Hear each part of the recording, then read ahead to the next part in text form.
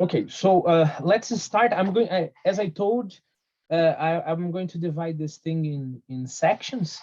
And the first section will be about the teacher's course, and I'm going to take the opportunity to teach something as I'm presenting the teacher's course as well, right?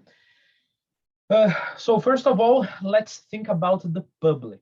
You know, who do we have in mind when we offer the teacher's course, right? So I would say first of all, people who want to be real teachers, right? And what do I mean by real teachers? I mean people who want to teach English in opposition to having a job as a teacher, right? So, of course, I'm talking about this phenomenon that unfortunately is very common here in Brazil, that we have maybe, I don't know, 80% of our teachers don't actually speak English.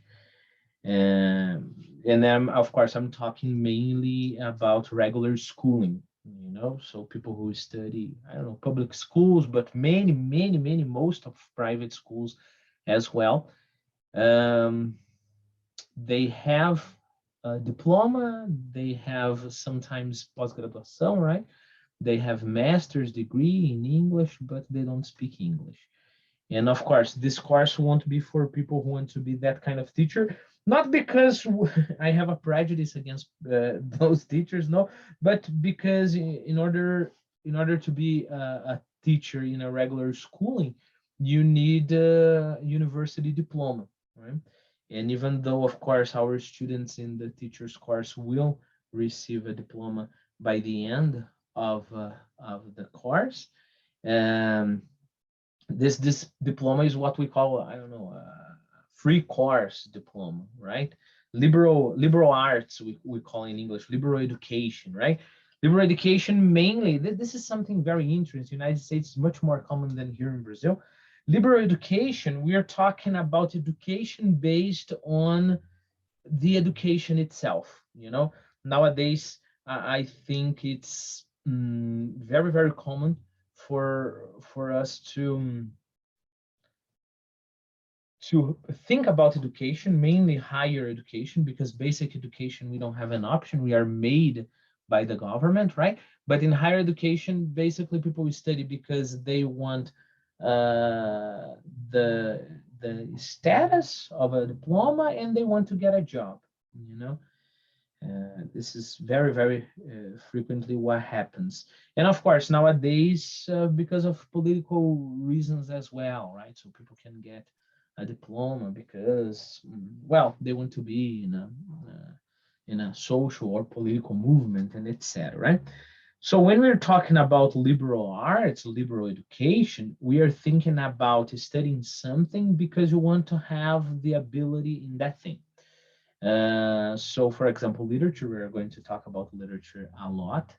Um, you are studying literature for the sake of literature. You're not studying literature because you want to do something with it, right? Of course, you get a lot. You get an ability, right? Ability. You can do a lot with the ability. But the idea is the diploma in a case like this is just a symbol. As a matter of fact, when university started, it started in the Middle Ages with the Catholic Church. The idea of the first universities, I'm putting quotes on universities because then later on they would organize it as a structure, and then it would be the university as recognized today. So let's say these proto universities, the university before the universities, the idea was never that people would finish a course, get a diploma, and that diploma would enable them to perform a profession. Even the guys who would work in the university itself, this proto university I'm calling here, uh, they they wouldn't need a diploma, because of the simple fact at that time, of course, uh, you would just continue studying because you were worried about, I don't know, getting smarter, getting wiser, you know. And then they would choose some of the students who were very wise to be professors there. You know, that was the idea. So there was no diploma. When they instituted this idea of a diploma, I would say that some problems started entering this life, you know, this academic life. First of all, there was a limit for the knowledge, right? So I'm going to study, for example, nowadays for 4 years and that's over. And the second, the diploma started being something desirable in itself, not just as a representation of knowledge, right? Well, I went very far, but my point is, this is what we think when we are offering the teacher's course. We're thinking about an ability, you know, because in this, I think we are privileged in this area, in the real English world. A diploma may help you, but not so much, you know. So, for example, if I want to work at an English school, if I have, let's imagine I have doctor's degrees in pedagogy and in didactics and in English. Well, it's going to be interesting in the resume. You know, when the school gets my resume, they will look at my resume and say, wow, this guy has a PhD, right? But in my opinion, that will be all. In, I don't know, 95% of the cases, that will be all, right? I'm going to use as an example my experience as an interviewer. Uh, so we get, I don't know, lots of resumes, right? And then some resumes call my attention when, let's imagine I don't have time to interview everybody. Some resumes call my attention, and then I say, wow, no, this guy has experience. Wow, this guy has, I don't know, a doctor's degree, or this guy has, I don't know, has studied English in the United States, right? Uh, but I have, at this point already, I have to tell you that when I see they have experience teaching English as a second language, it calls more my attention than university degree. You know, so the guy is an engineer, but he has taught English, so this is important, right? Uh, and then after that, I would say that the real steps, the steps that really decide if I'm going to hire the person or not, come. That are interview, the exams they have to take here, you know, and mainly the class they have to present, you know. So let me try not to lose, you know, the thought I have been developing. So the idea is, it's nice in this world of teaching if you want to teach, because all you need, and it's a lot, is very good English and knowing how to teach. You know, that is going to decide if you get the job or not.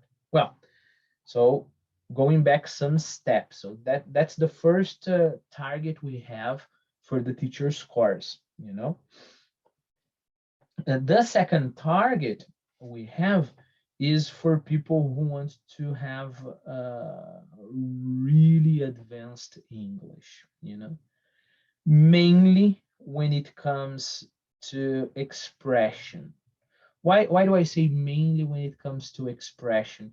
Because I may have a very, very high advanced level of English, thinking about, I don't know, the structure of English. I can think about the different pronunciations of English in the different parts of the world. Many, many things, right? We are going to work with those things in the teacher's course. But when I say mainly expression, I'm thinking about, first of all, vocabulary. We have to expand our vocabulary much further, you know. Even if I have been teaching English for 30 years, for example, one of my students some semesters ago was a teacher. She had been teaching English for 30 years, but she still needed to improve her vocabulary. Um, and then second, your syntax, you know, knowing how to make more complex sentences when you are expressing, uh, you know. and then some other things. So the second person we have in mind when we offer the TC is people who want to break through to something else, break through to another level of English, right? Because remember, and then I go back to that idea I told you about the Middle Ages and the proto uh, universities, right? This idea that one day you're going to finish in any area of your life, in any area of knowledge, you're going to finish. Oh, I'm going to finish my English, right? Now I'm going to finish, I don't know, my major in literature. This is artificially imposed because, of course, people need to, I don't know, they need to pay university for 5 years and then they need to do something else. They need an end, but of course, it's an artificial end, you know.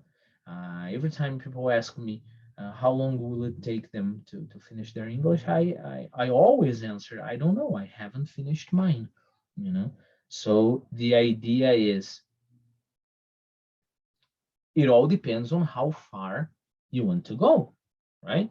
So, for example, when schools offer this absurd thing like, oh, speak English in 1 year, right? It's absurd just because we take as a parameter as good English school. So, for example, here at CCAA, it takes our students 4 years and a half to finish the course. 4 years and a half, 5 years and a half to finish the course, right? So when they say speak English in 1 year, for us it's ridiculous, right? Because for us it will be basic. But it all depends on the conception of English. If by speaking English they mean, uh, I don't know, knowing how to, I don't know, to order something in the restaurant, knowing how to ask for information, basic conversation, of course, of course. When our students, for example, finish, I don't know, basic 2, basic 3, they can already do that, right?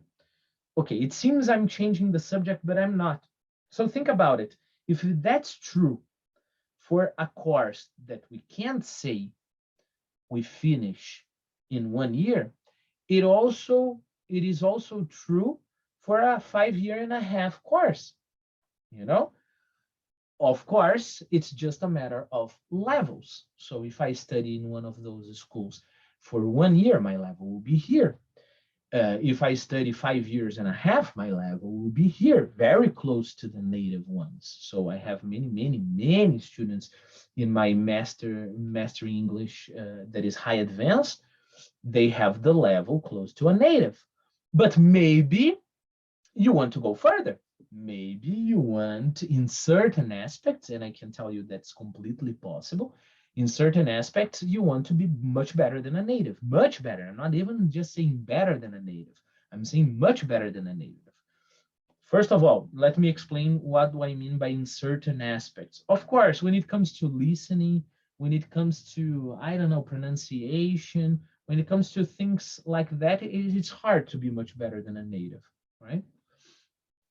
But when it comes to vocabulary, when it comes to the ability to read, when it comes to those higher, let's say, nobler areas of the knowledge, of course it is.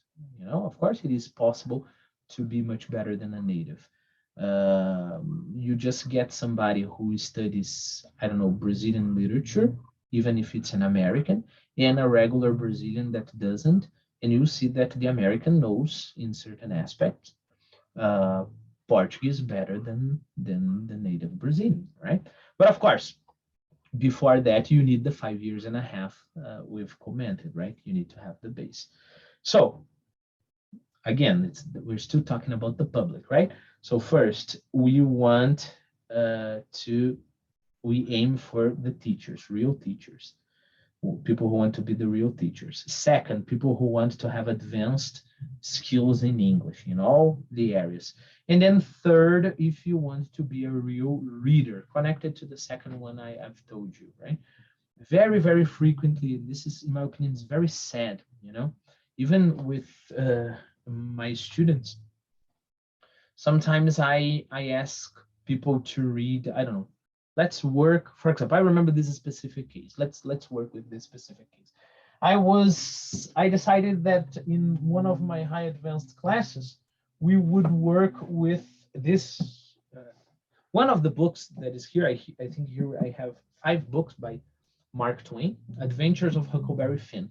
Adventures of Huckleberry Finn would be like a Don Casmurro there in the United States. You know, it's classic. You have to read it, and etc. And then I remember I had this student who loves reading. You know, she's very proud, or at that time, it's been a long time I haven't seen her, but she was very proud that she would read a book a week.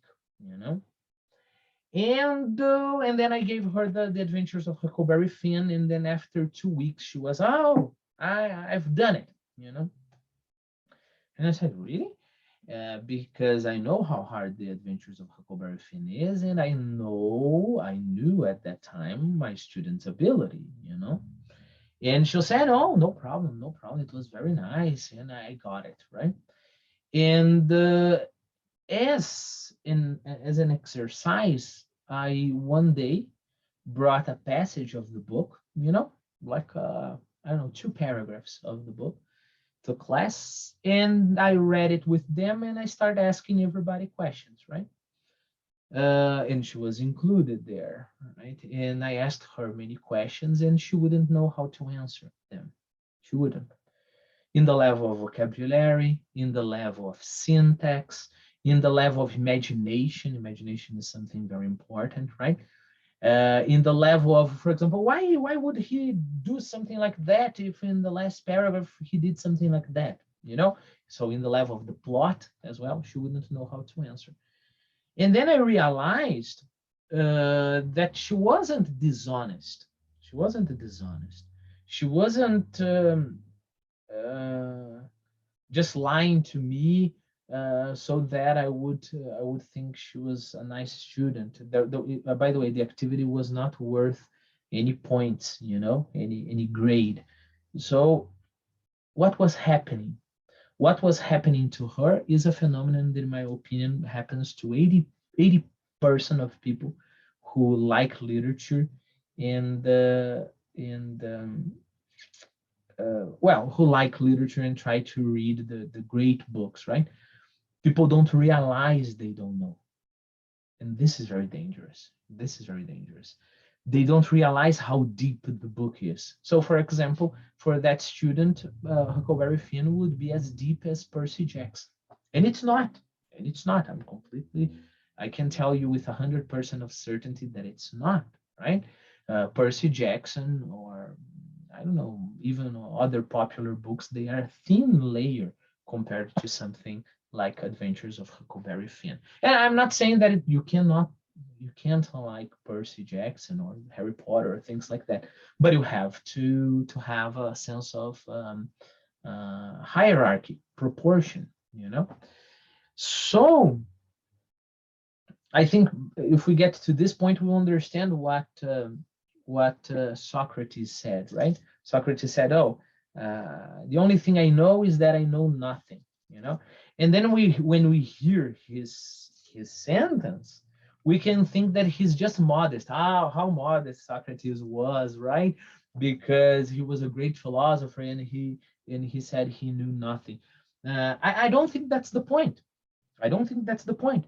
The point is Socrates realized how much there would be to understand and how little he knew in comparison to all of that, you know. So a first step, if you want to be a good reader, is to realize how deep things are and how far you are from getting all of that depth, you know. It happens with almost everybody. So let's imagine, for example, I want to study psychology, right? So I will get, I don't know, I will get a book by Freud, right? So I'll get this book here is his base book that is the interpretation of dreams, you know. So I will read this book, and then at that level, you know, and I will read some other things about Jung, about I don't know any other philosophers, and then after I don't know a year studying, I will have the impression I will perceive that I am excellent in psychology, you know. Wow, no, I understand psychology very deeply, you know. And it's interesting because if this person is honest and the person continues to study, let's say the same pace, right? The person has studied psychology for 1 year, and the person continues to study psychology for 5 more years. The person will say, well, I know a little bit, you know. That's what the sentence means, you know, the sentence by Socrates, right? I just know that I know nothing, and it's a big deal knowing that, right? Why? Because this person will realize what an incredible deep world is this area the person is starting now, you know. So for example, I'm very afraid, just to give you one more example, when I don't know, I talk to people about a Montanha Mágica, the Magic Mountain by Thomas Mann, you know, this book. And I talk to people and people say, well, I have read it. Oh, it took me a long time. It took me 2 months to read it. And then I think, there's something wrong. 2 months to read a Montanha Mágica, there's something wrong. It should be more than a year, at least more than a year, right? And why do I say it's dangerous? Because if the person doesn't read, at least the person knows he hasn't read it. But if the person reads just to finish it, or with goodwill, but not knowing how complex it is, or how rich, it's not a matter of being difficult, then the person will the complexities or the richness of that book will be locked for that person, because the person will think, well, I have read it, right? Well, of course, I'm already deviating to literature. You see, literature in the course is a big deal, but it will be like that. Just going back. So remember, this section here, this entire video will be about the public, right? The public for the course. Going to the first kind of people we aim the course to, the future teachers. So we are going to focus on practical aspects of teaching, you know. So it's not the theory. When we study, for example, didactics, not about the theory. It's about, we have a lot of hands-on classes, right? So the didactics of teaching, how to prepare a class, how to, you know, get the student to participate, the exams you take when you have to enter those when you have to go through the interviews, and so on and so forth, right? So the idea is we're going to focus on the person's knowledge, so that person will be able to pass the interview process, right? Or of course, sometimes we hire students, TC students, teacher course students, to be our teachers. Okay. Well, I'm going to end this video, and in the next one, I'm going to talk about the structure.